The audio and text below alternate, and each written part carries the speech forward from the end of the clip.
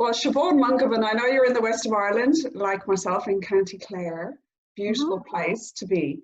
And I know you are an empowerment coach and an author, and you have written a beautiful book, which you can tell us about in a while. But this evening, and on my page this week, Siobhan, I know you're aware that I've been talking about loneliness and this epidemic that has gripped the world, which is nothing new in these days. However, I do feel it's very pervasive and prevalent, and by talking about these things we can maybe help each other and help other people who are out there. And the reason I wanted to speak to you is because we lead very different lives, yet we have so much in common. And loneliness knows no boundaries, no age, creed, color, religion, no country. There is no barrier to people experiencing this. And I really admire and love your authentic honesty. And I love people who just, you know, speak their truth. And I knew if I ask you about this topic, you would have interesting things to say. So I thank you for that, first of all. And so would you like to tell us a little bit about you? And then if anybody is watching, then they will understand where we are both coming from on this topic. On loneliness, I guess each and every single one of us. A bit about you first. Yeah. So that, yeah. A bit about me as an individual, is it? Yeah. Yeah. Like you said, I'm from the west of Ireland as well. I'm from County Clare. At the moment, we're all going through quite a difficult time in our lives. At the moment, we're going through quite an uncertain time. At the moment, I'm cocooning, and I have been cocooning for the last, probably coming into its 10th week now. Goodness, the time is absolutely flying. But I'm fortunate that I have built up a resilience within this area of my life. So I have my good days and my bad days like everybody else. And today, even today, I was saying to a friend, I would consider today a blue day for me. So reaching out and connecting with people during this time for me has been an absolute godsend. So yeah, that's been one of my key things during this time, and focusing on myself and focusing on what I can control and not what I can't control. I've said to many people during this time that the only thing I can control is myself in this house and how I am responding to the situation that's going on at the moment in the world, but what's going on in general for me at the moment. I can only work on my response and not a reaction. That's my main focus at the moment. And how things differ for you, because if anybody doesn't know, you are cocooning because... Yeah, I'm cocooning at the moment because I have an underlying condition. I have a condition called spina bifida. For people who may not know what spina bifida is, it's Latin and it means split spine. So when I was born, I had, for the want of a better word, to make it simple for people, I had a bubble at the end of my spine that needed to be burst and closed. It needed to be closed as quick as possible to prevent as less nerve damage as possible. So I've been very fortunate that it was closed in record time, but it has come with a number of different complications. And I guess why I'm cocooning is because of my lung function. My lung function is quite low. I have about a 10% lung capacity. So how I would describe it is that I'm breathing through a straw. Wow. So I'm taking in as much oxygen as if the general public would be just breathing through a straw. So yeah, that's my main thing. Yeah, that's certainly a challenge at this time. And so you've been home alone for now, as you said, 7 weeks? It's my 10th week. Oh, 10, yeah, for us it's about, 10 weeks. Human connection it's one thing that's come to my forefront during this time. I am a bit lost without human connection, I won't lie. It's something that I guess in and around the loneliness thing, when you're lonely, one of the symptoms is craving human connection. And during this time, it is something that I am craving. I've been very fortunate that I have great network of people around me, but just to have that human contact during this time. We're speaking to people through windows, through doors. It's not the norm. Like, I have a thing, and it's one of my things. I love my hand being held. Yeah, sorry, you love what? My hand being held. Oh yes, yeah. But that's me. I'm missing that, or just your general cuddle or hug that you get from a friend or a family member. Those little things I'm missing at the moment. Yes, I would say. Yeah, so that's for sure. And you know, even for the likes of me who is able-bodied and can get out and have perfect health, thank God. It's we also still have that problem. You know, I have my children here, but there are many people who live alone, who are older, who you know, are also experiencing this. So it's what impact is that having on you? Would you say, like, I mean, mental, emotional health, and what are you doing to try and combat that? It's a very good question, because loneliness is a mindset. So it's a mindset that I try not to get into a lot, but it's something that sometimes you can't control it. Sometimes you do fall into the category of loneliness. But for me, how I counteract it is finding people that I can relate to. It's a massive thing for me, because growing up, loneliness for me, it wouldn't have been because I was on my own, or it wouldn't have been because like I was left on my own or I was abandoned or any of that. Like, I think people misconstrue that, because loneliness can be because of lack of self-esteem and confidence and stuff. And for me, it was because I didn't want to push myself outside my comfort zone, because I felt not good enough. And that builds up to loneliness over time for people, because if you keep telling yourself, this is why it's a mindset, you keep telling yourself that you're not good enough to do something, or you're letting your inner critic take over your mindset, that's stopping yourself from a whole heap of opportunities, like connecting with the people that you should be connecting with and reaching out for help and support. Definitely. Well, I can also attest to that, because, you know, you went through that, and I struggled with severe anxiety, and the exact same. When you struggle with low self-esteem, when you have anxiety of any sort, or many issues, like, you know, of that nature, again, it's all in the mind, and you can become very isolated and very lonely, despite being surrounded by so many people. And you know, people may not even know what's going on, they may not even realize. And so it's up to us then also to reach out and to try and find those people and to connect with, which is vital for our well-being. Because people's well-being, people who say have been, you know, spoken to or surveyed, who say that they are lonely, they have said that their well-being and their health, emotional, physical, and mental, is poor, and it affects their whole well-being. So it's a really important issue to tackle. It's interesting that you say emotional well-being, because for me, because I still suffer from loneliness, I'm not a superhero. I still dip into loneliness every now and again, but I'm aware of it now, and I know I have a choice to either stay in that victim mode, as I like to call it. Everybody is different. I like to call it victim mode. I have a choice, either stay in that victim mode or do something about it. But in the past, my emotions would have been all over the shop. Like, I'd have been very sharp with people, or I'd have been maybe a bit passive aggressive or something, but not really understanding why these things would crop up on me. And when I say passive, like, sometimes I would have had a habit of suppressing a lot of things over time, and saying everything is grand, everything's fine, I'm fine, everything's fine, but then it just erupts. And then that's when anger comes in. So that's what I mean by maybe my emotions. I'm more I don't even like the word in control of my emotions. I just think that's a bit harsh, but I'm more of aware of my emotions now and what means what. Like I said today, I'm having a blue day. It's not like I'm in the depths of despair or something. I can call it something softer now. Yeah, yeah. And like you say, you're able to, because I know you've also done mindfulness coaching, and through your empowerment coaching, you've also studied and trained, and you have used it for yourself.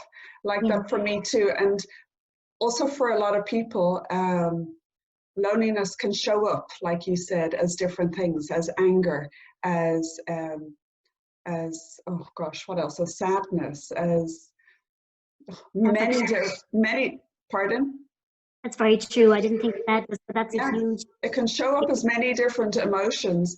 And so it's having that self-awareness, which Mm, is where I find our training is amazing, mm, is you develop, and anybody can develop this self-awareness, and it's about seeing what lies beneath, you know, because there's always a reason, an underlying reason to these strong emotions.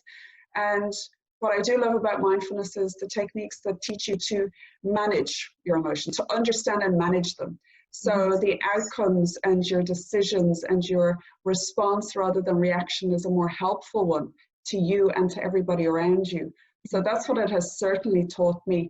And through the years of struggling with anxiety, I didn't even know I had anxiety. I just thought it was me. And on learning, which is a whole other story, on learning that I was experiencing anxiety. I had this thing, which meant it wasn't me.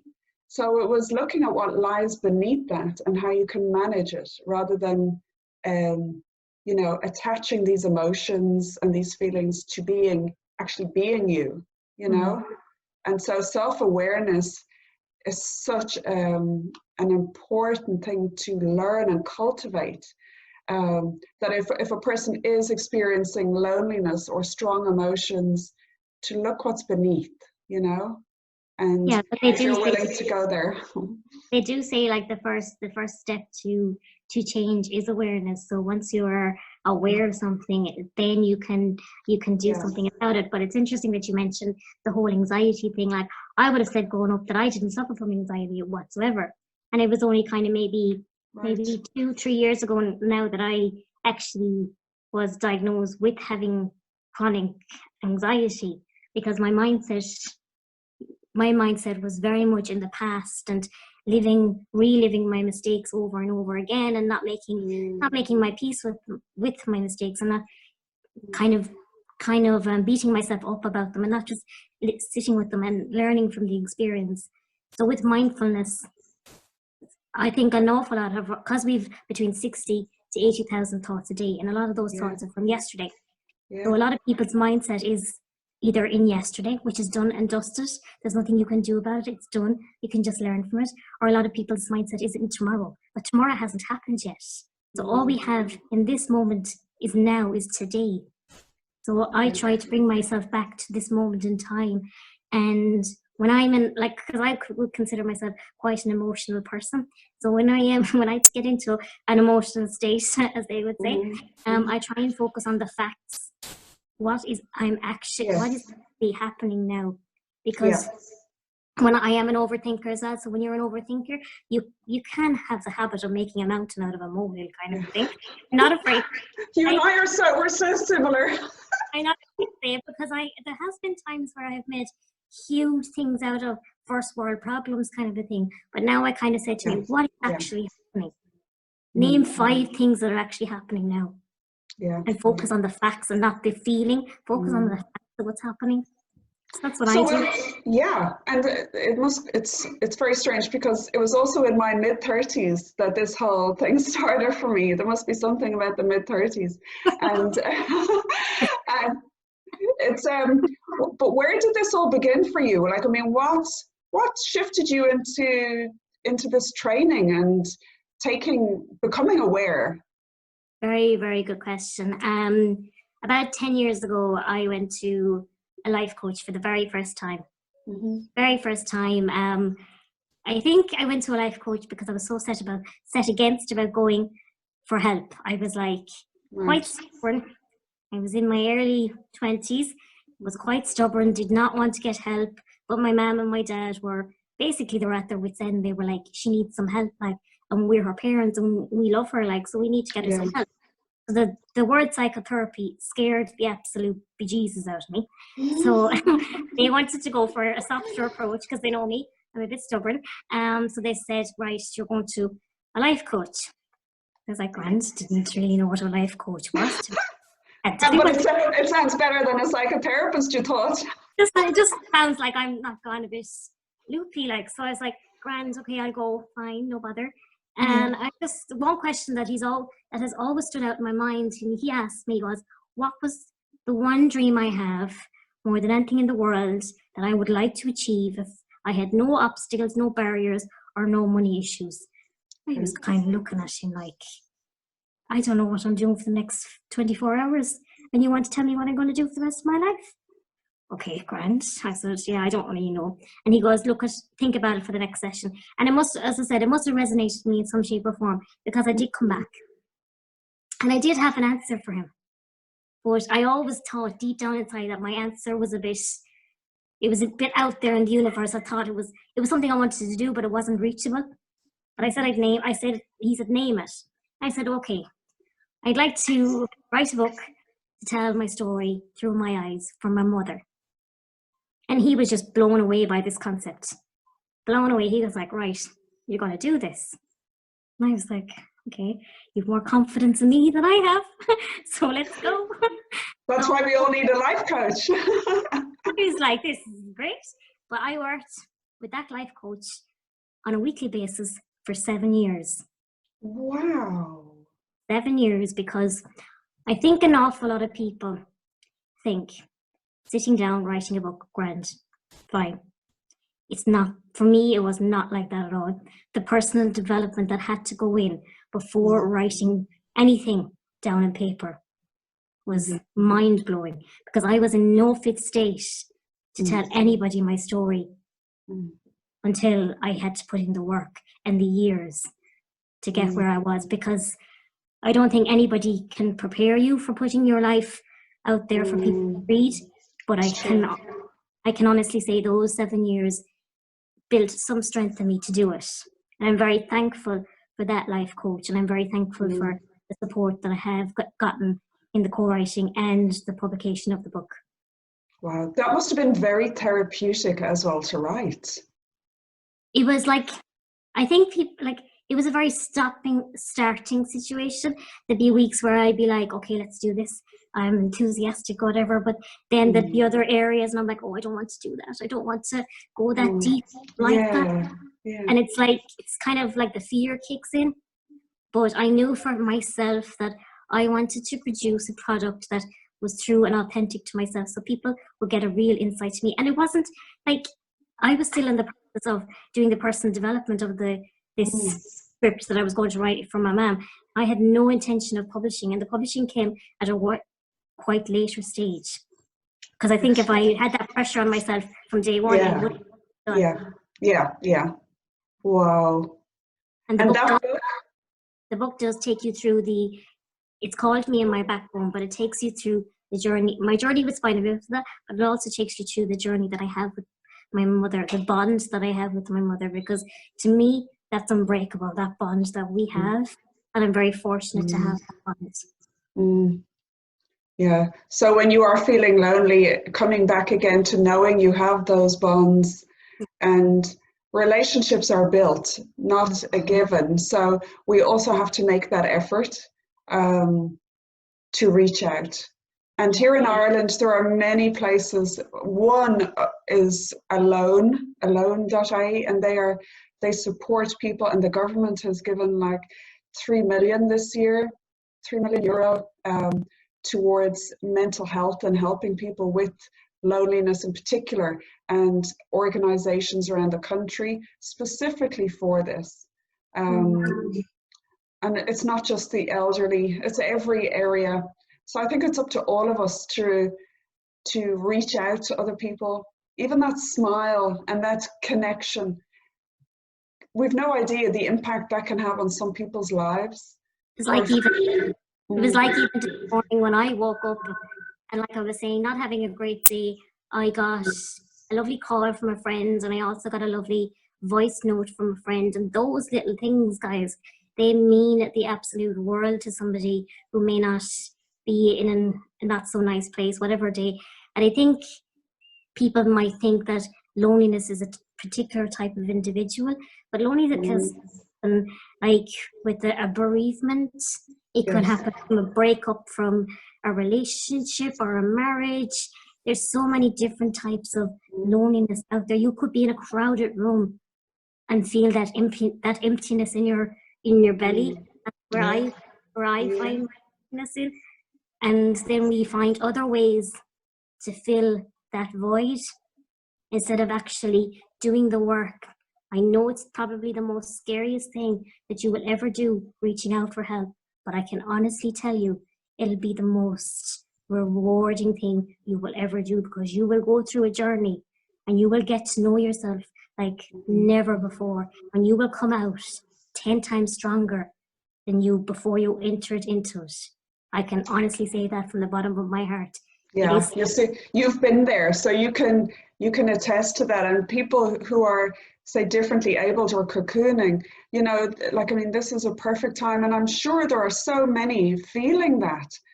And it's a perfect time to, you know, try and help yourself and to reach out to somebody like you who has been there, who has walked those steps, and, you know, look at where you are now. And you're one of the most beautiful people I know. Like, I mean, really, from the bottom of my heart.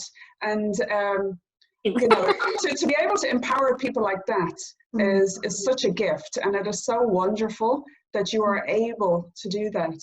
And yeah, I know, for, like, as you said, you can be in a crowded room and feel so lonely.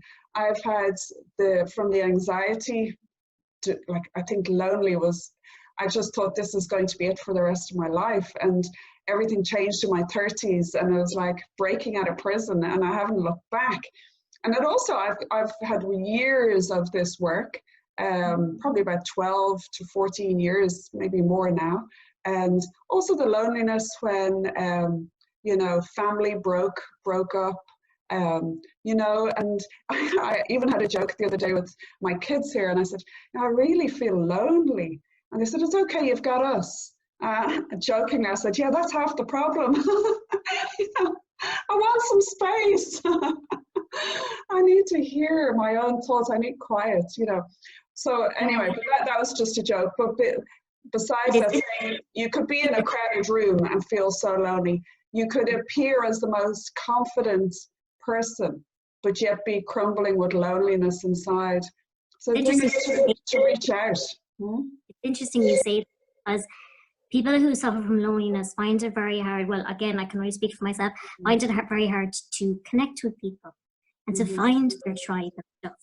Yes. But what I would say, I found with me, I still would struggle with connecting with people, but that's because I hadn't connected with myself.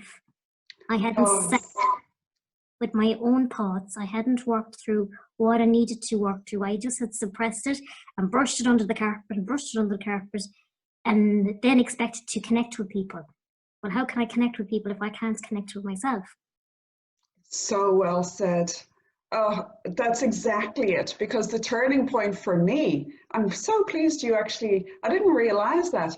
That's exactly the work I have done. And when I now fully, you know, obviously we're all a work in progress, but I understand myself, and I can connect myself. I love myself. So now that's why it's so much easier to connect with others. Never thought of that. Thank you. Light bulb moment. Interesting that you say love yourself, because that's an area of my life that I still, even I have done all of this work and I'm continuous, because I think people think you've done all the work, you must be fantastic, it's great. You can't, it's a continuous thing. You are not ever finished with this. We are all learning and growing, and the personal development never ends. For me, the whole topic of loving myself is a bit of an unsteady one still, but I am getting there, and I am, again, I think it's because I'm not afraid to say it. I'm not afraid to say, well, I struggle with loving myself every now and again. I think a lot of people do, but just think if you're able to verbalize and name and acknowledge what you're going through. It's like if you're having a bad day. Say it, you're having a bad day. What about it? Yeah. Everybody Don't suppress it. Exactly. And journaling, write it down, write out how you're feeling to get it out of you. Yeah. And ask yourself, if you're having a bad day, okay, what can I do today now to lift my spirits a bit, or to lift my energy a bit? What do I need? Exactly. Another friend of mine had said when she's not feeling right, she looks at, is it the mental, emotional, physical, or spiritual part of her? And then she narrows it down, and she knows, she delves deeper. She's not afraid to delve deeper. And as she said, it is so worth it, because it makes your life so rewarding and so much more beautiful. And it's interesting that you mentioned the journaling, because I think a lot of people are nervous about journaling. I know at the beginning of journaling, to me, I was very nervous of it, but it's something for you. I think people are concentrate very much on the neatness or the grammar and make sure it's right. Nobody's going to see this. All you're doing is taking whatever's in your head out of it, because it's not doing you any good in your head. Yeah. So whatever way you can take it out of your head, whether it's writing, I'm a firm believer in voice notes, and maybe nobody else is, but I love voice notes, or even the notepad on your phone when you're out and about and you think, I just need to get this out of my head. Totally. Yeah. It's very, very therapeutic. Yes, it is.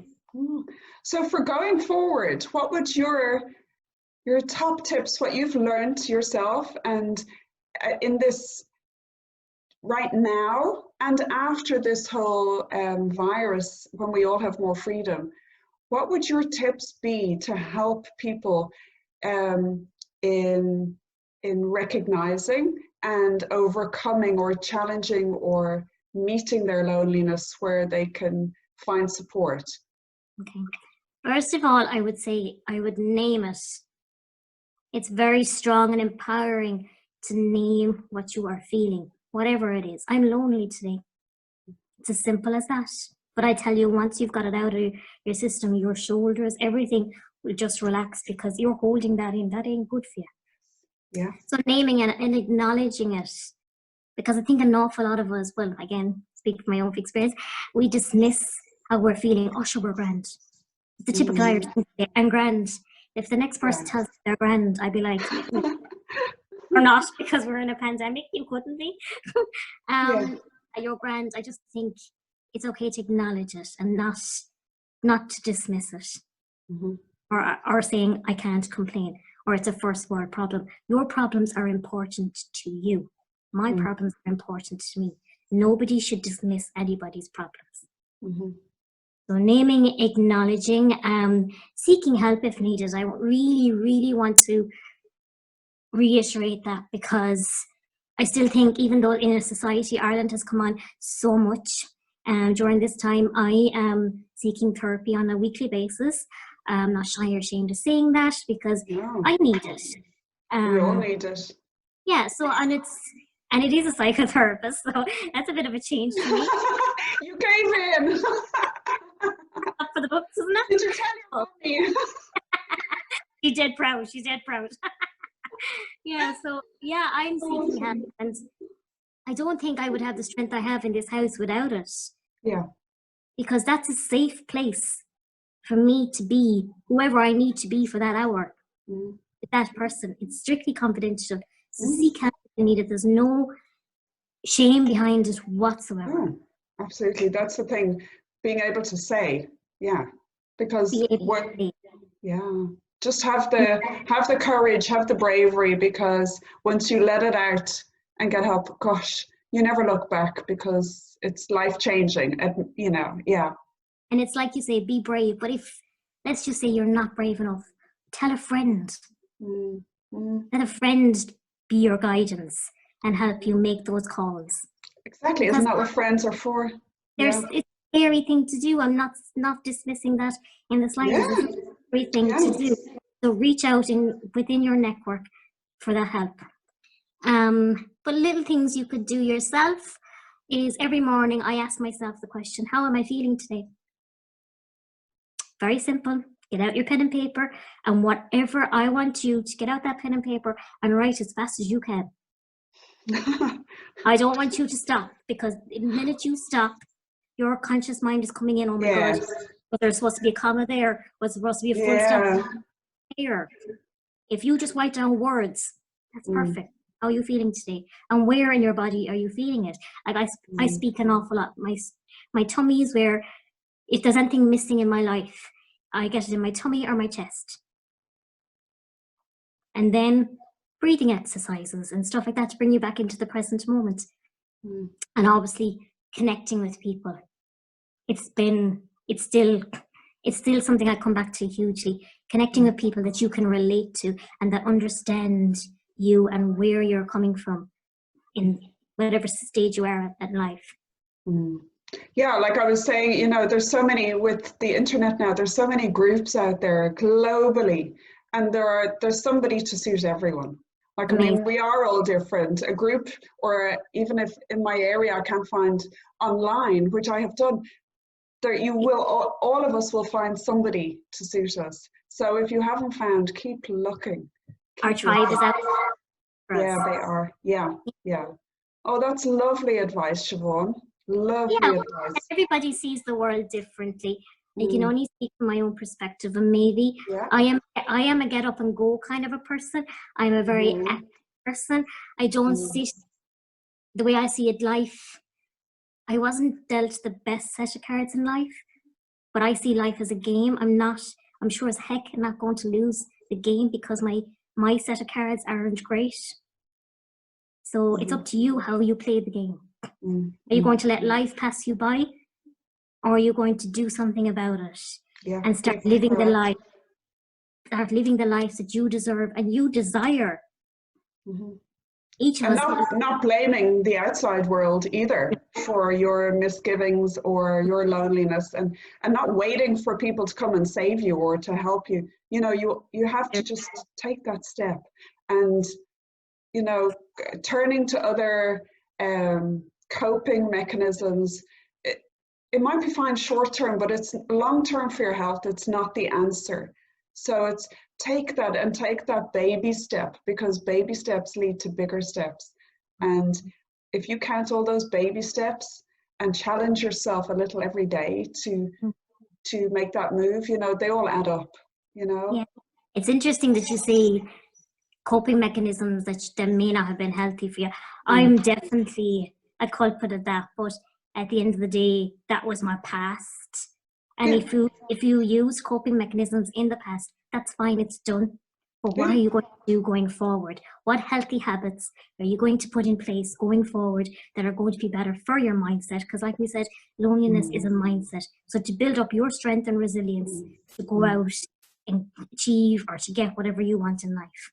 And that's what I have to say, since also doing all this personal development work, I'm very comfortable being on my own. I'm very comfortable in my own skin. I don't feel alone. Sometimes, like, I feel lonely because it'd be nice to have somebody to share, you know, your experiences with. And, you know, especially if you're a hugger, like you said you are and I am. I miss, you know, just being able to hug someone and connect in person. About a week ago, I was so over virtual people. I'm like, yeah. I'm like, I don't want to see another virtual person enough. I want to see real people in person and connect. So it's a natural human need for our well-being, and it's up to us also to take action.